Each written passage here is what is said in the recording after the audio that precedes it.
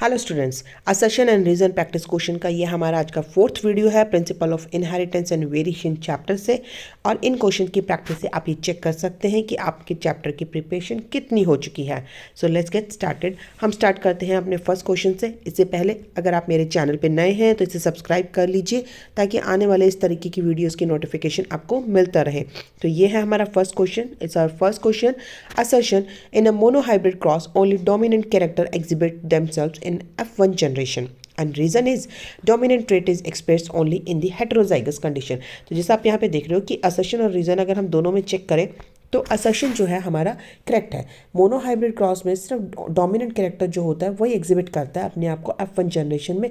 यह हमने देखा है कि जब हम एक टॉल और एक ड्वार्फ दो प्लांट्स का जब क्रॉस करवा रहे हैं तो इन दी F1 जनरेशन जितने भी प्लांट्स प्रोड्यूस होंगे उनका हेटेरोजाइगस होते हुए भी जो ट्रेट होगा वो डोमिनेंट ट्रेट ही शो होगा। सभी के सभी प्लांट टॉल ही होते हैं। तो यहाँ पे हमारा असर्शन जो है वो करेक्ट है। बट अगर हम रीजन की बात करें, dominant trait is express only in the heterozygous condition. Known, ये नहीं हो सकता। ओनली हेटेरोजाइगस कंडीशन में डोमिनेंट ट्रेट नहीं होगा, होमोजाइगस कंडीशन में भी तो डोमिनेंट ट्रेट अपने आप को एक्सप्रेस करेगा। So here we can say assertion is correct but reason is false. So हमारा जो थर्ड ऑप्शन है assertion is true but the reason is false, ये हो जाएगा correct answer. Now move to the next question. Question number 2, there is an expression of only one gene of the parental character in a monohybrid cross in F1 generation. Reason, in a dissimilar pair of factors, one member of pair dominates the other. तो जैसा आप देख सकते हो ये PYQ question है, CBSE 2021 के term 1 के एग्जाम में आया हुआ क्वेश्चन है। अगर आप इस क्वेश्चन को देखें तो यहाँ पे हमारा असर्शन जो है वो करेक्ट है। Expression of one gene of the parental character in the Mendelian monohybrid cross in the F1 generation. कोई एक ही जीन जो होता है वो एक्सप्रेस करता है, ये हमने देखा था। अगर रीजन हम देखते हैं इसका, in a dissimilar pair of factors one member of pair dominates the other. Dissimilar pair जहाँ पे होंगे फैक्टर्स के वहाँ पे one member of a pair dominates the other. एक मेंबर जो होगा पेयर का वही डोमिनेट करता है अदर का। तो यहाँ पे आप देख सकते हो कि रीज़न भी सही है, reason is also the correct one. But अगर हम इनका इसके साथ रिलेशन देखेंगे असर्शन और रीज़न का तो it's not a correct explanation नहीं हो सकता। Expression of only one gene of the parental character in the monohybrid cross in the F1 generation is a correct but reason is not this one. So यहाँ पे हमारा correct answer हो जाएगा both assertion and reason true but reason is not the correct explanation. So ये हमारा second question का answer बनेगा option number B. Now move to the next question. हमारा नेक्स्ट क्वेश्चन है question number 3 and this is the 3. Sickle cell anemia is an autonomic linked recessive disorder. Okay, this is the correct one. ये हमें पता है sickle cell anaemia जो होता है वो ऑटोनॉमिक लिंक्ड रिसेसिव डिसऑर्डर है। And the reason is here the it appears only human male which can be transfer to their grandson through the carrier daughter. No, ये नहीं हो सकता। ऐसा नहीं है कि सिर्फ ह्यूमन में होगा, क्योंकि ऑटोनॉमिक हो गई है, ऑटोसोमिक हो गई है तो मेल को भी अफेक्ट के साथ साथ फीमेल को भी अफेक्ट कर सकती है। ओनली मेल हो ये जरूरत नहीं है। तो रीजन यहाँ पे हमारा फॉल्स है, where is assertion is true. तो हमारा ऑप्शन हो जाएगा third, assertion is true but the reason is false. बहुत ध्यान से आपको रीड करके स्टेटमेंट को आंसर्स फाइंड आउट करने होंगे। Question number 4, assertion in birds females are heterogametic and the males are homogametic. Yes, this is the correct one. Birds के अंदर जो फीमेल्स होती हैं वो हेट्रोगैमेटिक होते हैं, जैसे हमने ZZZW टाइप ऑफ हेट्रोगैमेटी देखा है। फीमेल के अंदर ZZZW टाइप होगा। This is the gamete that form in the females. But male में ऐसा नहीं होता, मेल में होमोगैमेटिक कंडीशन प्रेजेंट रहती है। Reason in birds females have the ZW। Okay, explanation भी आप देख सकते हो। Female have the ZW6 chromosome while the male have the ZZ6। Okay, तो यही वही चीज़ है जो अभी हमने डिस्कस की है। तो इसमें हम कह सकते हैं assertion and reason both are true, दोनों ही ट्रू है। और रीज़न भी जो है वो करेक्ट एक्सप्लेनेशन दे रहा है असर्शन का। और जैसे मैंने आपको ट्रिक बताई थी कि अगर आपके असर्शन और रीज़न दोनों ही करेक्ट है तो आप एक बिकॉज वर्ड ऐड करके देखिएगा आफ्टर असर्शन। सॉरी, अगर असर्शन के साथ अगर बिकॉज ऐड करने से रीज़न आपको करेक्ट फील होता है तो आप कह सकते हो this is the correct explanation. तो इस केस में हमारा ऑप्शन ए हो जाएगा correct explanation. Now move to the next question. Question number 5. Assertion, hemophilia never occurs in women. Reason, gene of the hemophilia is located on the X chromosome. Okay अगर हम fifth question को देखते हैं तो हम यहाँ पे कह सकते हैं कि fifth question, haemophilia never occurs in the woman, कि फीमेल्स में कभी नहीं होता। नो, ऐसा तो हम नहीं कह सकते कि फीमेल में कभी नहीं होता, फीमेल में हो सकता है, because and jeans of haemophilia is located in the x chromosome, this is the correct one. So assertion यहाँ पे करेक्ट नहीं है, नेवर की बात नहीं है, होता है, but we can say the womens are not surviving if it occurs in the case of women. अगर वुमेन पे होता है तो हमें पता है कि haemophilia is sex linked recessive disorder है, एक्स क्रोमोसोम पे रिसेसिव कंडीशंस में हो सकता है फीमेल के अंदर, but they will not survive, and gene of haemophilia is located on X chromosome is the correct one. तो इस क्वेश्चन का आंसर जो है assertion is false and the reason is true. आपका आंसर जो है वो ये वाला हो जाएगा, असर्शन जो है यहाँ पे फॉल्स है एंड रीजन जो है वो ट्रू है। Now move to the next question, question number 6। All genetic disorders Mendelian और द क्रोमोसोमल, किसी भी तरीके की जेनेटिक डिसऑर्डर चाहे वो मेंडेलियन है या chromosome are transmitted from one generation to another. No, देखा, अगर आप असर्शन को ध्यान से देखेंगे तो आप यहाँ पे देख सकते हैं कि सभी genetic disorder Mendelian and chromosomal जो है, chromosomal disorder transmit from one generation, Mendelian disorder का ट्रांसमिशन की आप बात नहीं कर सकते, तो असर्शन हमारा यहाँ पे रॉन्ग हो गया है। Genes are located on the chromosome, this is the correct one. So it's a simple one, assertion is wrong and reason is true, यह हमारा करेक्ट आंसर हो जाएगा इस केस में। Now move to the next question, question number 7। Assertion the maximum frequency of the recombination that results from crossing over of the linked gene is 50%। अगर maximum frequency की अगर बात कर रहे हो रिकॉम्बिनेशन के अंदर, that results from the crossing over linked gene is 50%। Okay, that is the correct one. ये हो सकता है मैक्सिमम फ्रीक्वेंसी जो है वो ऑलमोस्ट 50% ही आपको मिलेंगी, recombination that result from the crossing of linked gene in 50%। Okay, this is the correct one. इस असर्शन को हम ट्रू कह सकते हैं, बट अगर रीजन के केसेस में अगर हम देखें, रीजन क्या है अगर हम उसे भी चेक कर लेते हैं, if distance between the linked gene is longer they show higher frequency of the crossing over. Okay, ये भी हमें पता है, if genes are located at the distance, जैसे हमें मालूम है कि एक जीन यहाँ पे लोकेटेड है और दूसरा जीन जो यहाँ पे लोकेटेड है, gene A and the gene B, the distance is longer, अगर इनके बीच का डिस्टेंस लॉन्गर है तो फ्रीक्वेंसी ऑफ क्रॉसिंग ओवर जो होगी that will be higher, means linkage will be low. इस केस में हमें मालूम है कि linkage is inversely proportional to the distance between the genes. अगर डिस्टेंस ज़्यादा होगा तो लिंकेज कम होगी और डिस्टेंस कम होगा तो लिंकेज ज़्यादा होगी। यहाँ पे डिस्टेंस ज़्यादा होने की वजह से लिंकेज जो है वो लो हो जाएगी और frequency of crossing over will be increase, crossing over की फ्रीक्वेंसी जो है वो इंक्रीज हो जाएगी। तो हमारा रीज़न भी करेक्ट है, assertion and reason both are correct, but ये इसका रीज़न नहीं हो सकता। तो हम यहाँ कह सकते हैं both are true but is not correct explanation, explanation नहीं है। तो ऑप्शन बी हम यहाँ पे करेक्ट लेके चलेंगे। अगर आपको कोई डाउट है, आपके अकॉर्डिंग कोई और करेक्ट आंसर होगा तो आप मुझे कमेंट बॉक्स में लिख के बताइएगा, हम उस पर डिस्कस करेंगे। Move to the next question, question number 8। In human the genotype with all the dominant alleles will have the darkest skin color। Okay, यहाँ पे प्लियोट्रॉपी की बात हो रही है, तो यहाँ पे हम देख सकते हैं अगर इस तरीके की डोमिनेंट एलील्स के साथ है तो स्किन कलर डार्केस्ट हो जाता है, that's the correct one. All dominant है, अगर रिसेसिव होते यहाँ पे तो लाइटेस्ट स्किन कलर होता इस केस में।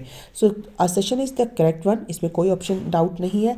इन a polygenic trait phenotype reflects the contribution of each alleles। Okay, हाँ, it's a polygenic inheritance, pleiotropy मैंने गलती से बोल दिया, it's in polygenic trait phenotype reflects the contribution of each allele. यहाँ सभी एलील्स का कंट्रीब्यूशन होगा वही रिफ्लेक्ट करता है, तो हम कह सकते हैं yes it's a correct one. Reason भी यहाँ पे करेक्ट है, assertion and reason both are correct and it could be the correct explanation also. अगर आप देखेंगे कि डार्केस्ट कलर्स क्यों हो रहा है इस केस में स्किन का, क्योंकि सभी के सभी डोमिनेंट एलील जो है देट रिफ्लेक्ट देयर इफेक्ट, वो अपना फिनोटाइप रिफ्लेक्ट कर रहे हैं, उसी वजह से होगा। तो यहाँ हम कह सकते हैं both are the correct and it's a correct explanation also. वही सेम ट्रिक आप अपनाइएगा, बिकॉज लगा के आप चेक करेंगे तो आपको एक करेक्ट एक्सप्लेनेशन ईजिली मिल जाएगा। And it's a question from 2023 exam, तो प्रीवियस ईयर का ही क्वेश्चन है, बहुत इंपॉर्टेंट क्वेश्चन है, अच्छे से इसे कंसिडर करिएगा। Now move to the next question. हमारा नेक्स्ट क्वेश्चन है question number 9। The law of independent assortment can be studied through the dihybrid cross. Yes is the correct one.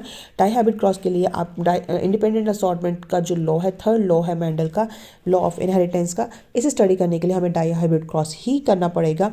And reason only those gene show independent assortment which are linked. नहीं, ये कोई जरूरी नहीं है, जो linked होंगे वो independent assortment कैसे शो करेंगे। अगर लिंकेज है तो इंडिपेंडेंट असॉर्टमेंट हो ही नहीं सकता, तो रीजन जो है हमारा फॉल्स हो जाएगा।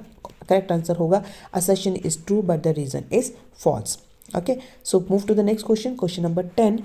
In ABO blood group system is a good example of pleiotropic gene. ABO blood group is not a good example. यहाँ पे ABO blood group जो है वो pleiotropic का एग्जाम्पल नहीं है. ABO blood group जो है वो मल्टीपल एलेलिज्म एंड कोडोमिनेंस का एग्जाम्पल है. तो हम कह सकते हैं असर्शन हमारा रॉन्ग हो गया. अगर हम रीजन को चेक करें, ABO blood gene blood group system when IA and IB are present together both express themselves. ये हमें पता है कि अगर हमारा IA और IB दोनों एलील्स अगर प्रेजेंट होंगे तो दोनों एक दूसरे को दोनों ही अपना डोमिनेंस शो करेंगे, जिसकी वजह से ब्लड ग्रुप जो है वो A और B हो जाएगा, मीन्स AB ब्लड ग्रुप बन जाएगा. इसे हम को डोमिनेंस कह सकते हैं. This is not example of pleiotropy.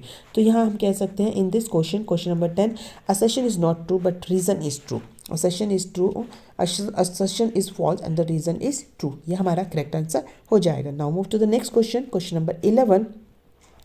When the two genes in a dihybrid cross are situated on the same chromosome, the proportion of parental gene combination is much higher than the non-parental gene. Okay, यहाँ पे कहा है कि जब दो gene dihybrid cross में जो है सेम क्रोमोसोम पे हैं and the proportion of parental gene combination is much higher than the non parental type.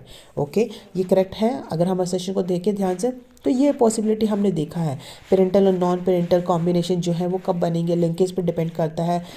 This is the correct one. Means यहाँ पे हम कह सकते हैं assertion is the true one.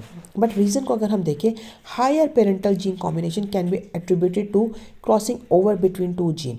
नहीं, अगर क्रॉसिंग ओवर होगा तो पेरेंटल जीन कॉम्बिनेशन कैसे बनेंगे? पेरेंटल जीन कॉम्बिनेशन तो तब बनेंगे ना जब लिंकेज ज़्यादा होगा, क्रॉसिंग ओवर नहीं होगा.